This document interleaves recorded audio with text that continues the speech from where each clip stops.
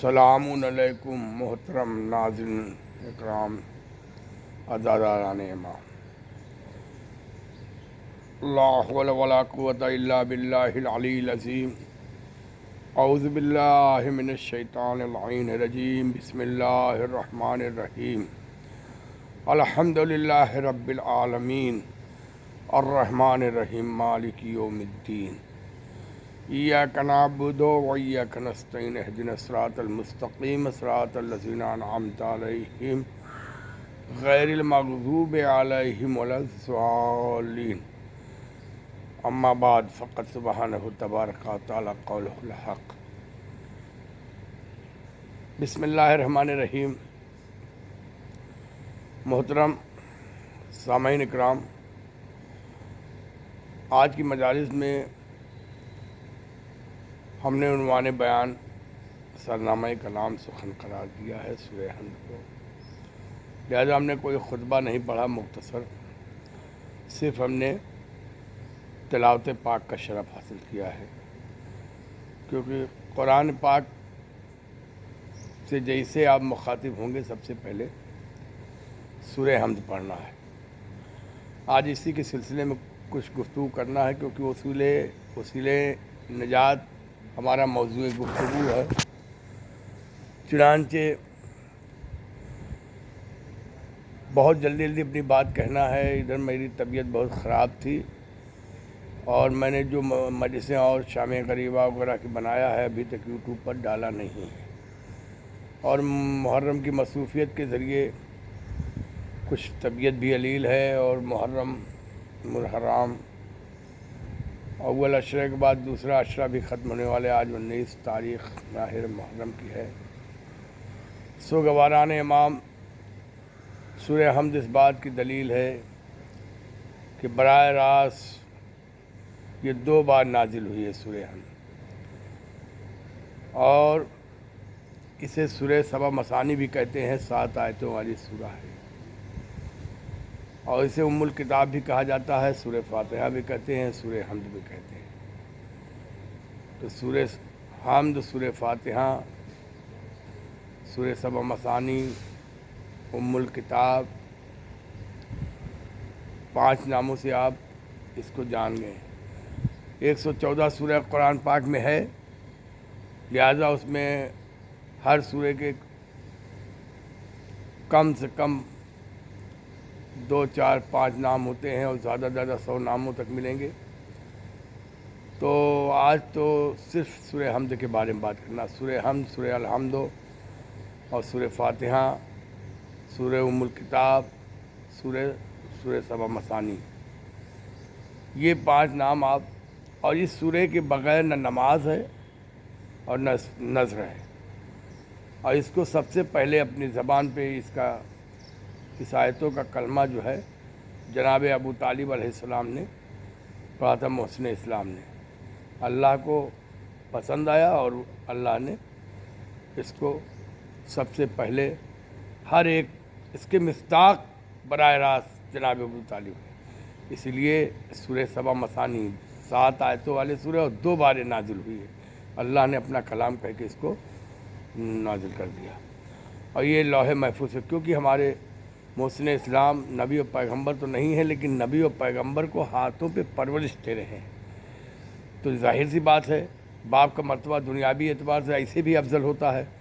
اب یہاں پر قرآن جو کہہ رہا ہے کہ یہ معصوم صفت جو ہوتے ہیں، کچھ معصوم ایسے ہیں دنیا میں جو معصوم بنا کر بھیجے گئے، اس میں بھی کچھ معصوم لامحدود معصوم ہیں، ان کی حدیں نہیں محدود، وہ 14 معصومین ہیں، نبی پیغمبر بھی معصومین ہیں، اور مختصر کرتے ہوئے کہ اور جو محفوظ عن الخطا رہتے ہیں وہ معصوم صفت ہو جایا کرتے ہیں، کیونکہ معرفت الہی اتنا حاصل کر لیتے ہیں کہ وہ معصوم کے علم میں اپنے علم کو شامل کر دیتے ہیں، تو لہٰذا وہ بھی وہی اثرات رکھتے ہیں جو معصومین علیہ السلام۔ اب یہ یہاں پر 1-2 دلیلیں نہیں، بہت سے دلیلیں ہیں، جناب عباس سے لے کر کے جناب خدیجہ کبریٰ ہیں، اور جناب فاطمہ بنت اسد ہیں اس میں، اور جناب ابو طالب ہیں، ایک پوری لمبی فہرست ہے، جناب ام سلمہ بھی ہیں، اور یہ بہت سے ذات کو اس میں جناب عباس کی جو ہم مولا عباس کہتے ہیں، اور کسی میں نے ویڈیو میں بتایا بھی ہے کہ جو مولا صفت معرفت کے ذریعے ہو جاتے وہ بھی مولا ہیں، کیونکہ جو درجہ لے کے آئے ان کو بھی حق ہے درجہ دینے کا، لہذا اللہ نے ساری نعمت اور رحمت ان پر تمام کر دیا ہے۔ تو جب مرضی معبود بستر پہ سو کر کے لے لے تو اب وہ جو مرضی ان کی وہی خدا کی مرضی، منشا الہی کے ذریعے چل ہی رہے تھے، تو جو ان کا منشا وہ خدا کا منشا، جو خدا کا منشا ان کا منشا۔ اب وہ یہاں پر بہت سی زیادہ باتیں نہیں کرنا۔ یہ سورہ حمد قرآن کو جیسے آپ شروع کریں گے، کھولیں گے، سب سے پہلے جسے سلام کرنا پڑتا ہے، اسے قرآن کی سلامی کا نام ہے سورہ حمد۔ قرآن کو سلام کرنے کا نام ہے سورہ حمد۔ جب تک سورہ حمد سے آپ مخاطب نہیں ہوں گے تو نہ اہل بیت کو پہچان سکتے ہیں اور نہ قرآن پڑھ سکتے ہیں، نہ قرآن صامت کو پہچان سکتے ہیں، نہ قرآن ناطق کو۔ یہ آج کا جملہ ہے۔ بہت جلدی دی بات 6 منٹ ہو گئی۔ تو قرآن ناطق کا معنی بول جو کلام پروردگار نے کیا، وہ زبان سے یہ جاری کرنے کے لیے اپنا ذریعہ اللہ نے خود بنایا، اس ذریعے کا احسان اللہ کا اس پر احسان دے گا، لیکن اس ذریعہ کو جو بنایا، ذریعہ اس کام کو اسی طرح انجام دے رہی ہے۔ تو اللہ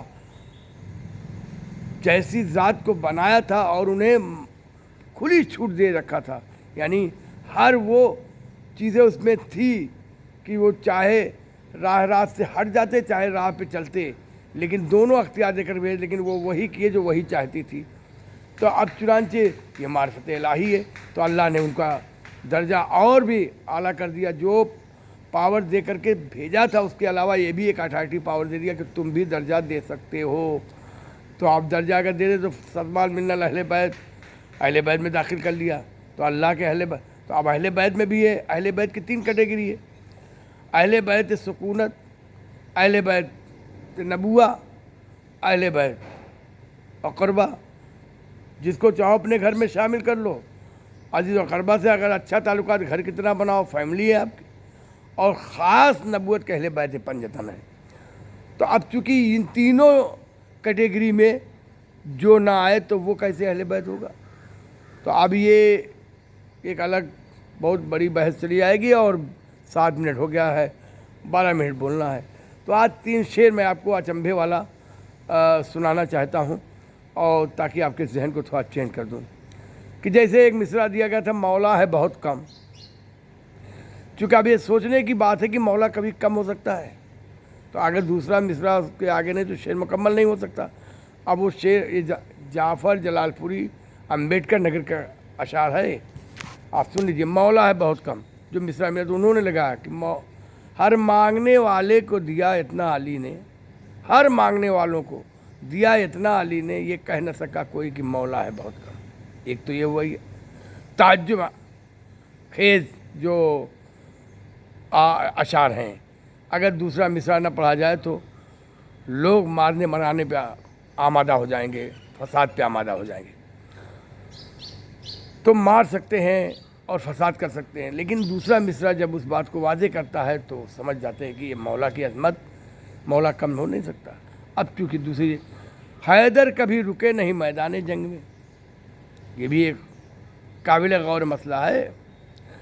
تو اب مارنے اور مٹنے کی جب بات آتی ہے تو ان کے اوپر ہی انسان مٹ سکتا ہے، مر سکتا ہے۔ اب یہ حیدر کبھی رکے نہیں میدان جنگ میں، جس کے اوپر لوگ مرنا اور مٹنا جانتے ہیں، وہ میدان سے کبھی فرار کر سکتا ہے؟ قابل غور بات ہے۔ اب دوسرا مصرع کیا کہہ رہا ہے؟ دوسرا مصرع سنیے کہ بعد جہاد مال غنیمت کے واسطے حیدر کبھی رکے نہیں میدان جنگ میں۔ تیسرا بھی تعجب انگیز آپ کو اشعار دے رہے ہیں کہ دوزخ لیے ہوئے ہے جنت کو گود میں۔ اب اس کا دوسرا مصرع کرنا لگے تو یہ کبھی ممکن ہے؟ نہیں ممکن۔ تو کہنے کا مطلب جو ناممکن ہے وہی ممکن ہو سکتا ہے، لیکن ہماری عقل جب تک پوری طریقے سے معصومین علیہ السلام کی قریب نہیں جائے گی تو ہمیں دنیا کا صحیح پتہ نہیں چل سکتا۔ تو اب تاریخ پڑھیں، ماضی میں بنی قبطیہ کا ولید بن مسعد، جسے فرعون کہتے ہیں، اس زمانے فرعون کہتے تھے بادشاہ کو، نام بھی اکثر نہ جانتے ہوں گے لوگ ولید بن مسعد کا۔ خیر، تو اب یہ آپ جان لیجئے کہ مصرع کیا ہے؟ دوزخ لیے ہوئے ہیں جنت کو گود میں، یہی ہے مصرع۔ تو اب دوسرا مصرع، اب اس کے اوپر جو مصرع ثانی لگایا گیا تب جا کے مکمل ہوتا ہے کہ فرعون کے محل میں ہے موسیٰ کچھ اس طرح، دوزخ لیے ہوئے ہے جنت کو گود میں۔ آج کی اتنی سی بات کہہ کے 10 منٹ ہو گیا، اب مختصر اسی پہ مصائب پڑھ دوں کہ یہ کمالات صرف اہل بیت علیہ السلام کو ہے، 14 معصومین علیہ السلام کو، جسے ذریعہ نجات بنایا۔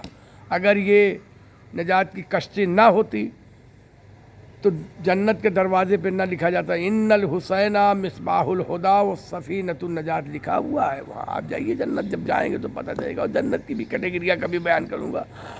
تو وہاں پر ہمیں ساری چیز چاہیں گے اور مل جائے گا، نہ ہمیں جد و جہد کی زندگی کی ہی میں ضرورت ہے۔ تو وہی جد و جہد جب ہم صحیفے سجادیہ میں دعائے عافیت کا ترجمہ پڑھیں گے تب دنیا کی لذت ہم ترک کر دیں گے۔ جب تک ہم کلام معصومین علیہ السلام کیسے دعا مانگتے ہیں پروردگار سے، اس کے قریب نہیں ہوں گے، اس وقت تک نہیں جان سکتے۔ صدقہ ہے انہی کا جو ہم زندہ ہے، جو محفوظ زندگانی ہے میرے مولا کی مہربانی۔ جتنا بھی آپ روئیے کم ہے اس 2 مہینے میں۔ جلدی جلدی بات کہہ دیا ہم نے، آپ نے غور نہیں کیا کہ 10 منٹ تو لوگوں کو خطبہ پڑھنے میں لگ جاتا ہے جناب۔ اب آپ غور کریں کہ سننے والا اگر صحیح ہوگا تو سنانے والا ہی سنا سکتا ہے۔ کبھی کبھی ایسے دشوار مرحلے سے گزرنا پڑتا ہر دور میں کہ ابھی آپ کو کیا بتاؤں۔ یہ ایک نہر القمہ آپ نے سنا ہے، جو دریا سے نہر نکالی گئی فرات سے۔ وہ القمہ ایک بادشاہ کا نام تھا، اس کا وزیر نجومی تھا۔ ادھر سے جب گزرے تو اس نے کہا ایک قافلہ یہاں آئے گا اور پیاسا شہید کیا جائے گا۔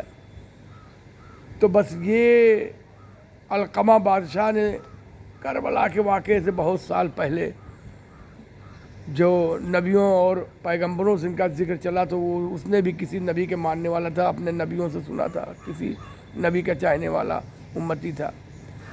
تو ہر دور کے ہر نبی کی امت الگ الگ تھی، تو اس نے کہا ہمارے نبی نے، ہمارے پیغمبر نے، ہمارے ہدایت کرنے والوں نے یہ بتایا ہے کہ ایک دن یہاں سے کوئی قافلہ ایسی سنسان، یہاں کوئی سبزہ بھی نہیں ہے۔ تو اس کے دل میں خواہش پیدا ہوئی نہر القمہ کے، اس نے ان کی محبت میں بنایا تھا، اور تمام دریائیں سوکھ گئی لیکن یہ نہ سوکھی۔ تو اب یہ اسی نہر پہ جانے والا جس کے لیے نہر بنائی گئی، اور پانی لے کے چلا، پانی لا نہ سکا، بازو کٹ گئے اور آنکھوں میں تیر لگا۔ بس کیا مصائب پڑھوں۔ جب کوئی گھوڑے پہ آتا ہے، گھوڑے پہ جب ڈگمگانے ہیں تو پیچھے سے بھالا، سر پہ گرج، آنکھوں میں تیر، بازو کٹ چکے، تیر نکالے تو کیسے نکالے؟ گھٹنوں سے چاہ تیر نکالے، ڈگمگا رہا تلوار میں، اور طرف سے تیروں تبسلے، بس 2 جملہ سنے، بھائی گر گیا، بھائی کو آواز دکھا، آقا غلام مدد کے لائق بھی نہیں، جا رہا ہے، اور دریا کی طرف رخ تو ہو ہی چکا تھا، اور نہر القمہ کے قریب امام مطلوب کے سامنے روضہ دیکھیے جہاں پر، وہاں سے لاش لائی نہیں گئی، اور جب پہنچے تو روح جس میں تھی جدا نہیں ہوئی تھی، زانو پہ سر لینا چاہ تڑپ گئے جناب عباس، آقا میرے سر کو جہاں رہنے دیجئے، سکینہ کو منہ دکھانے کے لائق نہیں ہے، میری یہی آخری وصیت ہے کہ میری لاش کو خیمے میں مت لے جانا، آقا نے جو وصیت کیا کہ ایک بار بھائی کہہ دو،